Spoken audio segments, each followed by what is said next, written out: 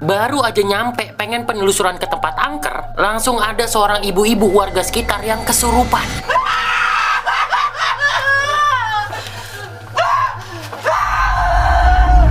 Terus ada penampakan foto genderuwo yang ketangkep kamera juga. Ibu-ibu yang kesurupan itu bilang, "Jangan ganggu aku, jangan ganggu aku." gila, ini penelusuran paling mengerikan selama gua melakukan penelusuran. Baru aja gua nyampe, sosok-sosok makhluk gaib di gunung itu langsung marah gak mau diganggu. Padahal gua, Geros, Putri Erika, dan Rizky datang ke situ tuh gak ada niatan pengen ngeganggu sama sekali. Kami tuh datang ke situ cuma pengen menelusuri sejarah dan juga legenda Paku Tanah Jawa yang katanya awal mula kehidupan di Pulau Jawa. Kami sampai harus diskusi, ini penelusuran tuh dilanjutin atau enggak. Tapi akhirnya kami memutuskan buat tetap melanjutkan penelusuran meskipun harus menenangkan ibu-ibu yang kesurupan ini dulu. Kita mending sholat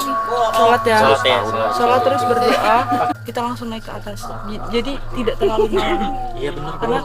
Karena semakin malam itu energinya semakin tinggi. Sosok yang merasuki ibu-ibu itu minta dibeliin bunga mawar merah putih. Erika pun langsung beliin tuh. Setelah dibeliin tapi ternyata nggak langsung sadar juga.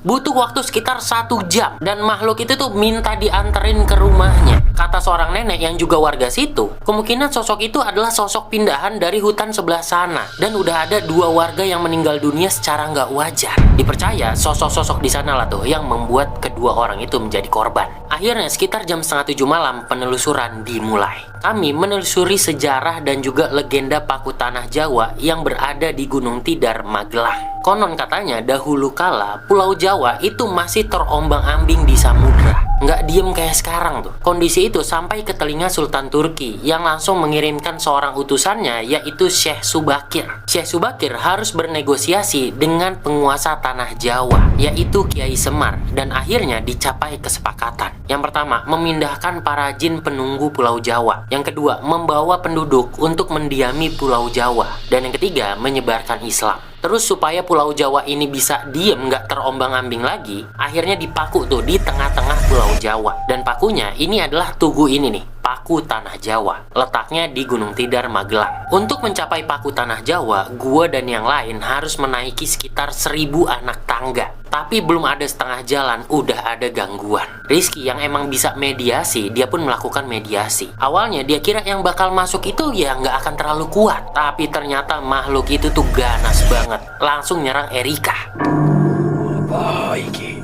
Siapa? Kowe sapa? Kita di sini datang. Kowe sapa?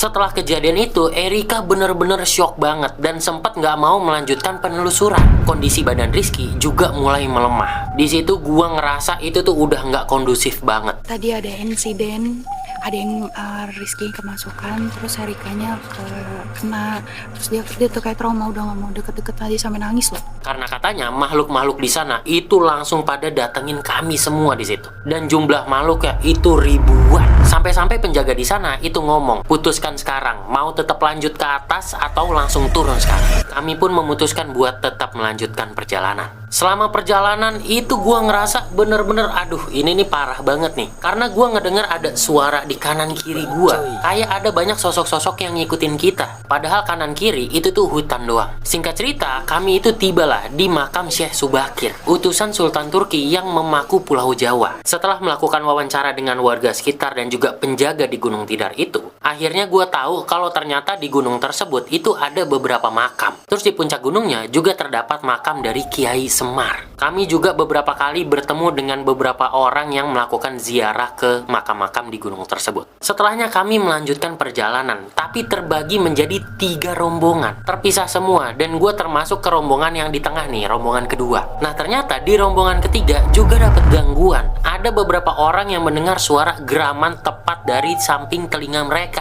Tuh, gue jadi merinding lagi nih pas lagi cerita. Soalnya itu tuh penelusuran emang paling serem sih menurut gue. Akhirnya kami pun nyampe nih di puncak gunung dan inilah Paku Tanah Jawa. Tapi pas udah nyampe di puncak ini, si Rizky juga cerita tuh kalau dia itu ngerasa bener-bener nggak nyaman karena terus diserang oleh sosok-sosok di sana yang ternyata sangat agresif dan nggak terima dengan kedatangan kami. Padahal seperti yang tadi gue bilang ya, kami tuh kesana nggak ada niatan buat ganggu. Kami kesini tuh karena tertarik dengan legenda Paku Tanah Jawa. Apalagi sebentar lagi tuh bakal ada film horor Indonesia yang bakal keluar. Judul filmnya adalah Paku Tanah Jawa. Karena judulnya sama, legendanya menarik, dan katanya gunung ini tuh bener-bener angker, ya akhirnya gue dan yang lain itu melakukanlah penelusuran di sana. Di hari kedua, kami melanjutkan penelusuran ke Goa Surocolo yang ada di Kabupaten Bantul. Kami kesini karena katanya ini adalah salah satu lokasi syuting yang dipakai di film Paku Tanah Jawa. Ketika baru nyampe, gue langsung ngerasa, ini mah nggak lebih serem nih dari Gunung Tidar. Nggak ada apa-apanya ini mah. Tapi ternyata sebaliknya. Kata Rizky dan juga Om Ricky, lokasi ini jauh lebih kuat. Terdapat kerajaan gaib di balik pendopo. Kalian bisa lihat, 2 pohon berumur ratusan tahun ini. Itu adalah pintu masuk ke kerajaan gaib itu. Di 2 pohon ini, ada 2 sosok yang berdiri saling menghadap. Sosok itu menggunakan pakaian Jawa dan hanya diam, seperti menjaga pintu masuk. Saat gua dan Geros lagi live, tiba-tiba Rizky kembali kesurupan. Sosoknya gua yakin adalah perempuan. Dia ngomong namanya Nyai siapa gitu. Nggak begitu kedengeran suaranya karena nggak terlalu jelas. Rizky bahkan sampai bisa jadi nari loh kayak gini. Tapi di kesurupan kali ini beda. Rizky dan Om Ricky itu kelihatan banget kayak orang bener-bener panik. Nyuruh kita buru-buru pergi dari lokasi tersebut. Karena katanya bisa aja ada salah satu dari kita yang bakal dibawa buat tinggal di kerajaan gaib itu. Nggak boleh pulang. Ditambah angin di sekitar situ itu tiba-tiba kayak angin ribut. Dan terjadinya cuma di lokasi itu doang. Menurut sutradara film Paku Tanah Jawa, lokasi itu emang bener-bener angker. Selama syuting, genset mereka itu meledak sampai 3 kali. Dan ada satu sosok hitam yang dipercaya itu adalah genderuwo yang ketangkep kamera. Oh iya, film Paku Tanah Jawa ini menceritakan tentang seorang perempuan yang melakukan pesugihan agar tetap cantik. Perempuan itu bernama Handini, dan dia pun harus mencari laki-laki untuk dia tumbalkan. Dan setelah itu banyaklah tuh konflik-konflik yang terjadi. Setelah gue melakukan penelusuran ke Paku Tanah Jawa dan juga ke lokasi syuting filmnya, gue itu jadi nggak sabar banget pengen nonton film Paku Tanah Jawa yang bakal keluar tanggal 6 Juni 2024.